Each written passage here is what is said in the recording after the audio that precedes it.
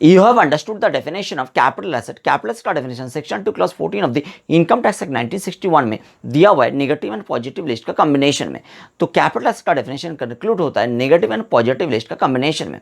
Capital asset को हम classify कर सकते हैं depending on period of holding by the assessee. SSC कितना पीरियड होल्ड कर रहा है कैपिटल एसेट को, इसके ऊपर बेस करके कैपिटल एसेट को क्लासिफाई किया जा सकता है दो पार्ट में।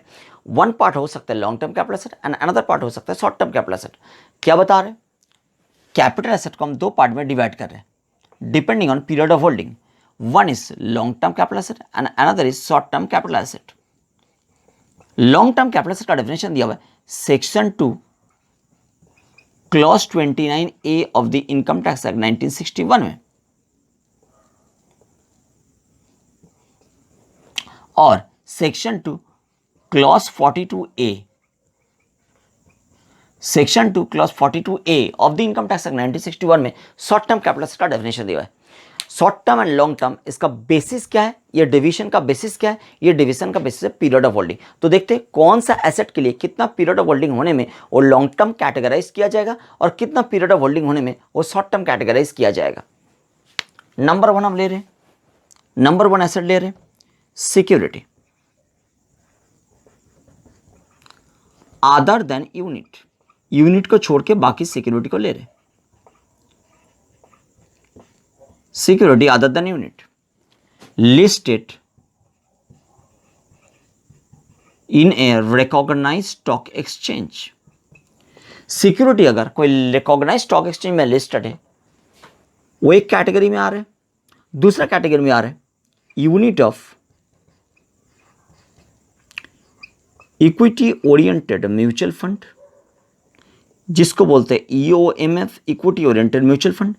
इक्विटी ओरिएंटेड म्यूचुअल फंड क्या होता है इसका डेफिनेशन में हम आएंगे आगे जाके। Unit of equity oriented mutual fund whether listed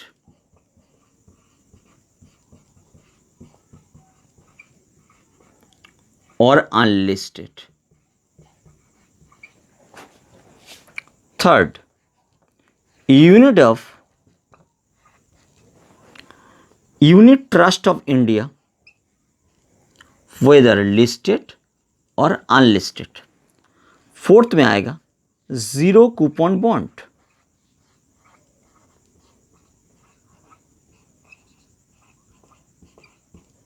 weather listed और अनलिस्टेड। ये चार के लिए कैटेगरी क्या बन रहा है, पीरियड ऑफ होल्डिंग हम यहां लिख रहे हैं, period of holding bye SSC.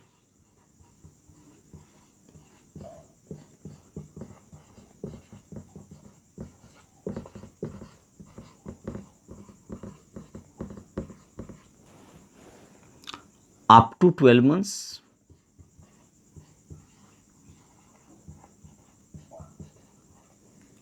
more than 12 months,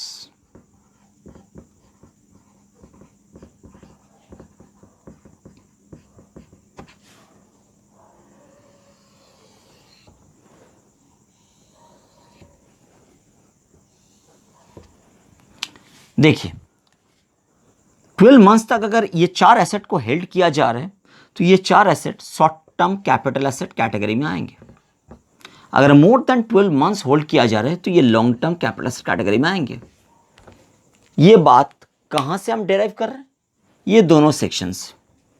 clear है? नेक्स्ट 5 नंबर एसेट लेंगे। 5 नंबर में एसेट में ले रहे अनलिस्टेड, जिसको आप अनकोटेड भी बोल सकते हो, शेयर, इक्विटी भी हो सकते हैं,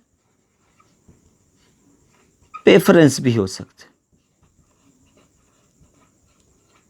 क्लियर हो गया?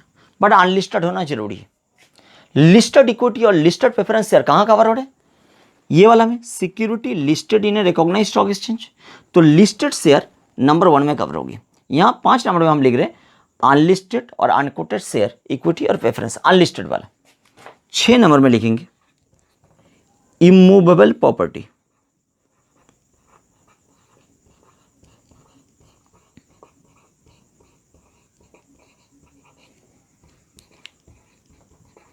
बीइंग लैंड और बिल्डिंग और बोथ, ये दोनों के लिए इधर हम इसको क्लोज कर रहे हैं।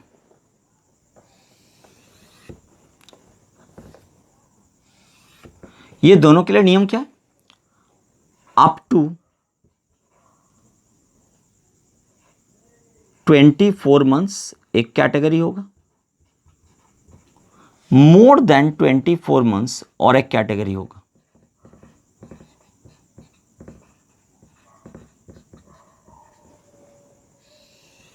देखिए, ये दोनों केस में अप टू 24 मंथ्स को माना जाएगा short term capital asset, more than 24 months को माना जाएगा लॉन्ग टर्म कैपिटल एसेट। तो 5 और 6 खत्म हो गया, अभी ले रहे 7। 7 में हम क्या लें? 7 में हम लेंगे अनलिस्टेड सिक्योरिटी,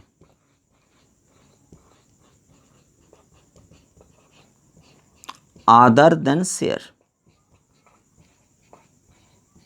शेयर को छोड़ के, क्योंकि अनलिस्टेड शेयर इधर कवर हो गया, तो इधर शेयर को छोड़ के बाकी अनलिस्टेड सिक्योरिटी और लिस्टेड सिक्योरिटी इधर कवर है। यूनिट को छोड़ के बाकी जो लिस्टेड सिक्योरिटी है, बाकी लिस्टेड सिक्योरिटी नंबर 1 में कवर होगी। क्लियर? तो अनलिस्टेड सिक्योरिटी कवर हो रहा है शेयर को छोड़ के 7 नंबर में, और अनलिस्टेड शेयर वो भी तो सिक्योरिटी है, बट अनलिस्टेड शेयर को हमने अलग से कवर किया 5 नंबर में। तो इधर हमने लिखा unlisted security other then share 7 number. 8 number में क्या लेंगे? Unit of date oriented fund. Equity oriented fund कहां कवर हो रहे थे? नंबर 2 में, इक्विटी ओरिएंटेड म्यूचुअल फंड। और unit of date oriented fund cover हो रहे वेदर लिस्टेड और अनलिस्टेड दोनों ही।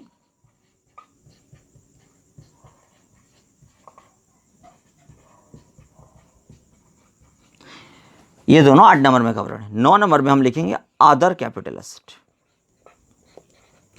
बाकी जो भी है जो ऊपर में कवर नहीं हो रहे 1 से 8 तक, वो सब आ जाएगा 9 नंबर में, अदर कैपिटल एसेट। ये तीनों के लिए नियम क्या है?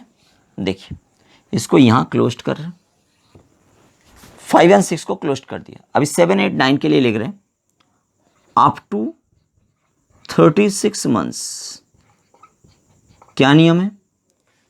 एंड मोर देन 36 मंथ्स क्या नियम है?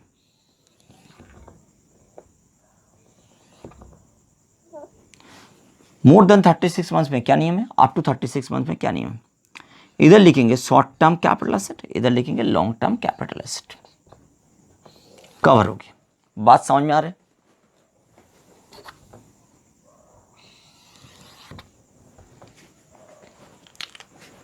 तो ये था सब डिविजन कि कितना पीरियड होल्ड करने में कोई एक पर्टिकुलर एसेट को शॉर्ट टर्म माना जाएगा, और कितना पीरियड होल्ड करने में एक पर्टिकुलर एसेट को, कैपिटल एसेट को, ऑब्वियसली एक पर्टिकुलर कैपिटल एसेट को लॉन्ग टर्म माना जाएगा, कितना पीरियड होल्ड करने में एक पर्टिकुलर कैपिटल एसेट को शॉर्ट टर्म माना जाएगा। Long term and short term का categorisation. Long term capital asset को ट्रांसफर करने में long term capital gain generate करते हैं, इनको हटाते हैं और बात करते हैं। हो गया ये?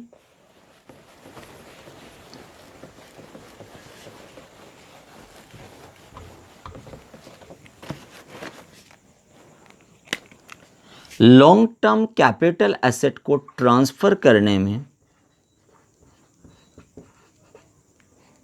और शॉर्ट टर्म कैपिटल एसेट को ट्रांसफर करने में कॉन्सिक्वेंस क्या होता है? लॉन्ग टर्म कैपिटल एसेट को ट्रांसफर करने में जो गेन जनरेट करते हैं, चाहे पॉजिटिव गेन चाहे नेगेटिव गेन, उनको बोला जाएगा long term capital gain, LTCG। और शॉर्ट टर्म कैपिटल एसेट को ट्रांसफर करने में जो भी गेन जनरेट करेगा, चाहे वो पॉजिटिव गेन हो चाहे नेगेटिव गेन हो, उसको बोला जाएगा short term capital gain. Long term capital gain का डेफिनेशन होता है section 2 clause 29B। Long term capital asset का डेफिनेशन था सेक्शन 2 क्लॉज 29 है। लॉन्ग टर्म कैपिटल गेन का डेफिनेशन है सेक्शन 2 क्लॉज 29B। और शॉर्ट टर्म कैपिटल एसेट का डेफिनेशन था section 2 clause 42 A, short term capital gain का डेफिनेशन होगा section 2 clause 42 B of the income tax act 1961। But long term capital gain को compute करने का mode क्या होगा, तरीका क्या होगा, शॉर्ट टर्म कैपिटल गेन को कैलकुलेट करने का मोड क्या होगा, तरीका क्या होगा, ये दोनों चीज हम लोग सीखेंगे सेक्शन नंबर 48 का हिसाब से। सेक्शन नंबर 48 बताएगा mode of computation. Transfer word अभी तक हमने डिस्कस नहीं किया, ट्रांसफर को आगे जाकर डिस्कस करेंगे। ट्रांसफर का डेफिनेशन कहाँ रहते हैं, सेक्शन 2 क्लॉज 47 बताएगा कि what is transfer. Section 2 clause 47 बताएगा व्हाट इज ट्रांसफर, वो तो हम आगे जाके सीखेंगे। बट अभी जो सीखने के लिए जा रहे हैं मोड ऑफ कंप्यूटेशन, ये जो कैपिटल गेन जनरेट हो रहा है, चाहे लॉन्ग टर्म कैपिटल गेन चाहे short term capital gain, long term capital gain compute करने का मोड क्या है, short term capital gain compute करने का मोड क्या है। Mode of computation of capital gain चाहे शॉर्ट टर्म हो चाहे लॉन्ग टर्म हो, ये दोनों प्रेस्क्राइब्ड है सेक्शन नंबर 48 में। तो सेक्शन नंबर 48 का हिसाब से कंप्यूटेशन चलेगी। चलिए कंप्यूटेशन को करते हैं, इनको हटा रहे हैं।